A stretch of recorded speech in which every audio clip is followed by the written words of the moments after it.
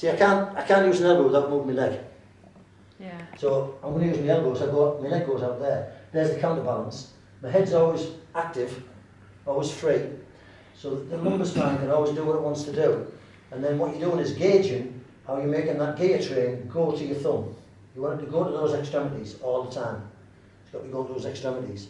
And that way, your hand, when it crosses through the interface, is always soft. And if you had two hands, so as you say you're pressing on something, you make one hand the plastic hand, and the other hand the driver. So you're sinking it to someone's abdomen, so this hand's then passive then, so it's no longer a pressing hand. You're pressing it down with this one through the interface. And then when you get to where you want to be, you find that you can just totally relax behind it. Nothing pushes you out, everything's where it wants to be at the depth. And then even William Garner Sutherland, the daddy of cranial, used to put his hand on the stream and he said he could feel the different currents. You understand? So you're putting your hand in, you're sinking down and you sink it down, then you go, right, if I've got a cobweb here, is the diaphragm pulling? Is it the liver? Is the liver stuck? What's pulling? I'm being pulled over towards the spleen. Okay, what are these ribs doing? They're rigid. Okay, what's the diaphragm doing? And then you can look at the structures that you're going to free off, both locally and distally, to make the changes. But each part you're going to, and I'm going to show you a technique, a new technique on the jaw, and I'll show you on someone who's got stiff hips why you would do it to the depth I'm going to do it. But it's really deep, and it really makes a difference. You could use a gung shui tool, but you lose certain sensitivity, and you strip that out, and what a difference that makes. And it's just knowing these different parts that interconnect, but having a tool for everywhere. So I've had people's toes that have been totally immovable. I can put the pressure on I want without me getting injured. Well, there's lots of fascia needs deep stripping, you know, but it's not Rolfing, and it's not anatomy trains. You know, all those people are doing the same things.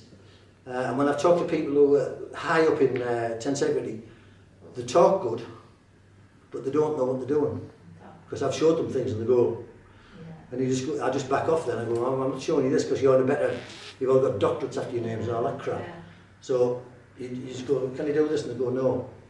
So that I know what I'm doing, working with this tissue in this way, to get the results I want. And at the age I am now, I don't see any need to stop.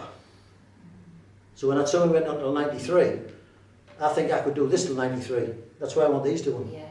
So I can do more. That's all. I want to be able to walk in between my treatments, like outside. Yeah.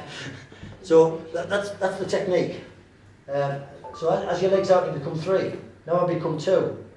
So if that was the thumb that was pressing, what could you do with your body that makes the thumb increase in pressure? And that's why I was showing on James before lunch. You know, I'm pressing with my elbow. The idea isn't to hurt him. That's about a 4. So if you're using that feudally, you wouldn't get up. You know, if you put that to someone's leg, they wouldn't walk after it. They'd be gone. Do you get where I'm coming from? And that's what I told me when he did things to us, it hurt. And he said, that's a 4. A 6 would kill you. And you go, oh, right. And that's the potency. But you've got this little old man who's pressing. One time, we went, me and Chris went. Keep on your track. Yeah. So what are these expected to do as a number? As a number? You've seen 4 and 6. What's the? You'll have a job getting to 4. Yeah. And that'll be your max. And then you'll get easier and easier and easier, and then it gets more and more important. Yeah. So 2 would work. Oh yeah. But at some once he was sat cross-legged on a chair there, and Chris was there, and I was here. And we'd gone in, and he said, "You both look tired." He thought we were hungover, and we said, "Essentially, we're jet lagged." Okay, very good.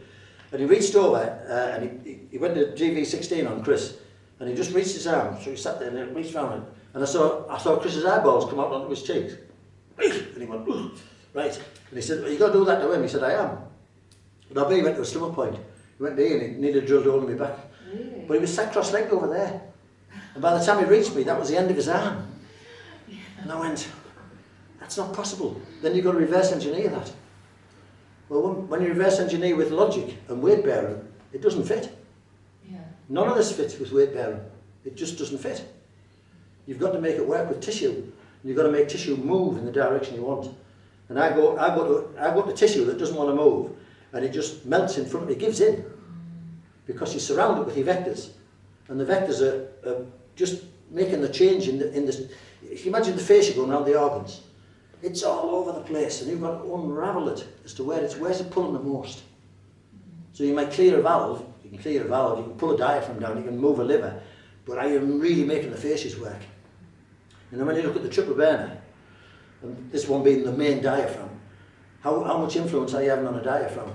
Well, I know when I go in this side, I'm right over to that side. You'll feel it go over the top of the coronal plane. You feel it go over because you're driving it that way.